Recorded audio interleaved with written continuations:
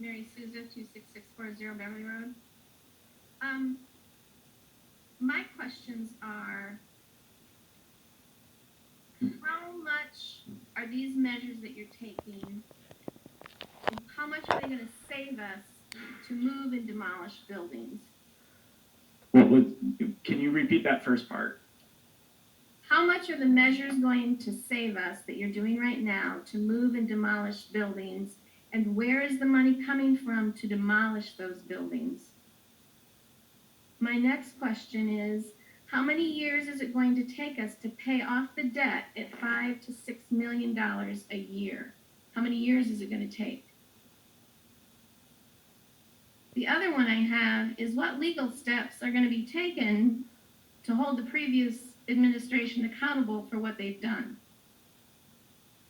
Because someone needs to be held accountable from that administration for putting us in this situation.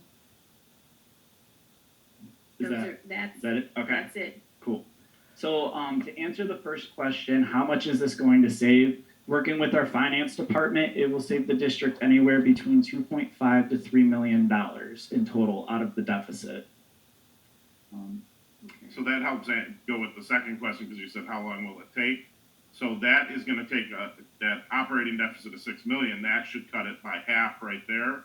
And we also know that over the next so many years through attrition, we're going to have to address some of those other needs. So as people retire from positions, we are going to look at our staffing issues and see where we can make sure we're still meeting that projected class size of 28 students in a class, but still get us to where we can cut positions and still be at that 28. Because currently our numbers are lower than that district-wide per class. In some buildings. Correct. In some buildings exactly. it is higher. So Yes. what this does, it allows us, with the redistricting of the boundaries, the reconfiguration of the buildings, it allows us to get those class sizes to that point. So how long it would take specifically to get to that, completely wiping out that $6 million, that's going to vary depending on the rate of retirements and the rate that we are looking at these positions. So it could be pretty quick depending on if we have a high amount of retirements at the end of this year. Again, that's why we approved that we're put out an incentive for people to notify us of retiring by February 2nd, so we have an idea how much quicker that timeline will be. Okay. And I'll add to that, by doing this plan, what it does is, if we were not doing anything, that means that full $6 million would be leaving our general fund each year, which meant that we had about 2 to 3 years before our full fund balance was gone. So we had about 2 to 3 years if the district did nothing, as it stands. Each year we're operating in a deficit, but the actual fund balance of the district would be gone. What it does is it expands that time frame of when that fund balance will be gone to about 8 to 9 years, I want to say. And with the attrition, that means that there would be 8 years of attrition that we would need to cover the other half of the deficit. Because again, closing the buildings, reutilizing the buildings is saving us about $2.5 to $3 million. So what was the total debt that he got us into? So it grows each year. So for this upcoming year, we are operating at a $4.8 million deficit for this next fiscal year. And then each year it climbs. Oh. Yes. So, and the thing is, we're not actually in the hole as of yet, because we have a very healthy fund balance. But we also know, to be fiscally responsible for this community, we have to make the adjustments now and not wait until that's gone. Like, we can't use that as the saving grace for the next 5 years. And the state recommends, or the state really says that your fund balance needs to be above 5%. Right now, where we'll end this fiscal year in the school district, our fund balance will be at 50%. So we do have that healthy cushion to be able to buy us that time. With this closure, it provides us more time. And then through the attrition, the retirements, that's how we'll be able to curb the rest of the remaining deficit. Okay. So, I was just going to answer your other questions. Go ahead. So specifically to where is the money coming from for a lot of these alterations? Mm-hmm. When the bond was passed, this is what was submitted to the state, this is what the voters passed. Each school, every school in the district was allocated a certain amount of money. The majority of the bond money was going towards the high school and then the renovation of the middle school.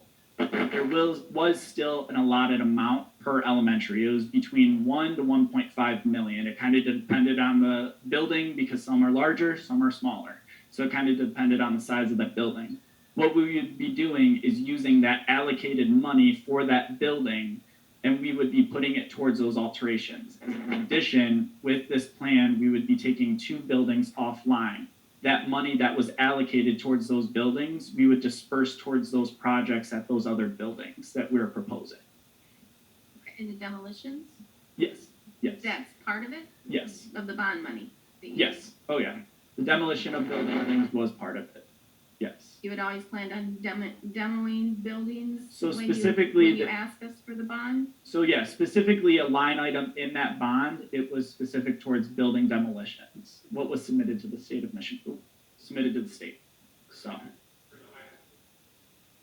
For the high school and then also for like buildings like Eureka Dale and those other buildings that were vacant in the school district.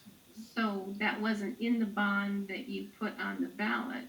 The bond language specifically puts in there a line item that allows us to do it. The plan that was submitted to the state allotted that money towards demolitions. Okay, but that wasn't in the wordage that you put towards the bond when you put it on the ballot. So you may have put that in there, but we didn't know that you were gonna demo any buildings. When we approved that bond was, the demolition was to go to Kennedy's.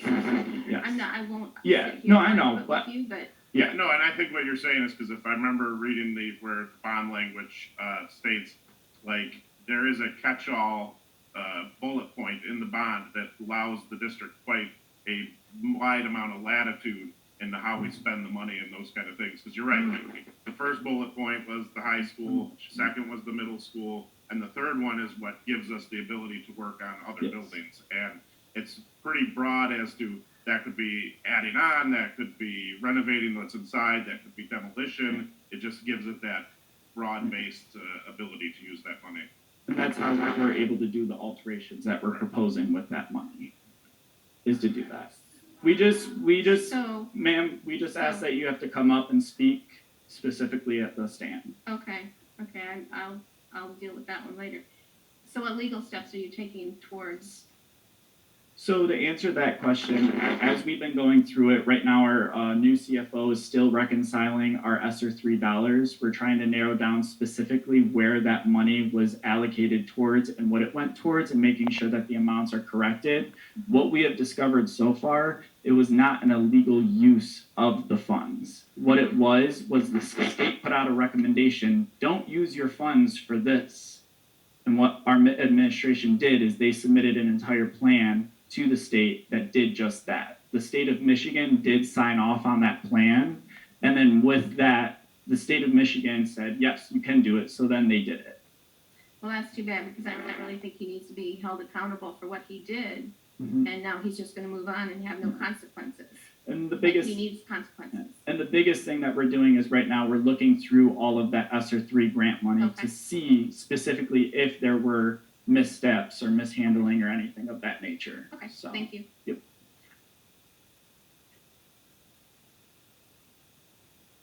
Lisa Ash, 7206 Cortland Avenue, Allen Park, Michigan. I am a preschool teacher, so I am glad to hear about what you're thinking of holding off with the preschool.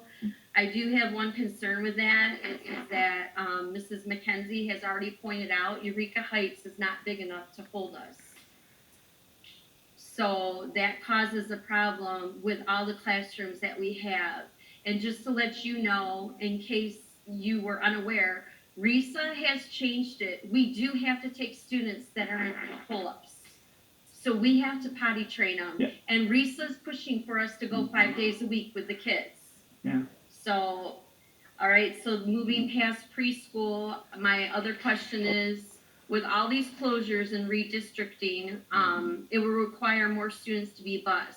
You already don't have enough buses or drivers, so where do you expect to get all that from? And then in our presentation that we had to attend, why you say that with like the money and there's issues, why are we hurting students by moving them around when minus you, because you weren't the president at the time, but the rest of you were here, the school board members, you voted on it over a year and a half ago. We're top heavy. If you look online and compare us to Brownstown, they have just as many students as we do, if not a little bit more. And our district has one superintendent, two assistant superintendents, a director of state and federal, 4 school improvement coordinators, a resilient director, resilient coaches, 4, marketing director, family resource director, ELL director, special ed director, assistant special ed director, special ed supervisor, food service director, assistant food service director, security director, pupil accounting director, transportation director, utility director, assistant utility director. If you look, Woodhaven does not have, we're top heavy. I've been with the district since 2002. I've been laid off for a number of years. I did the 10% pay cut, did all of that stuff. And to me, from what I heard from another colleague at a building I will not name, their resilient coach just sat around on her phone, not doing what she's supposed to do. Why are we so top heavy if we're hurting for money? Why aren't you cutting some of these spots instead of going after moving around kids and doing everything else? I mean, this is not acceptable compared to another district that has just as many students as we do, if not a little bit more.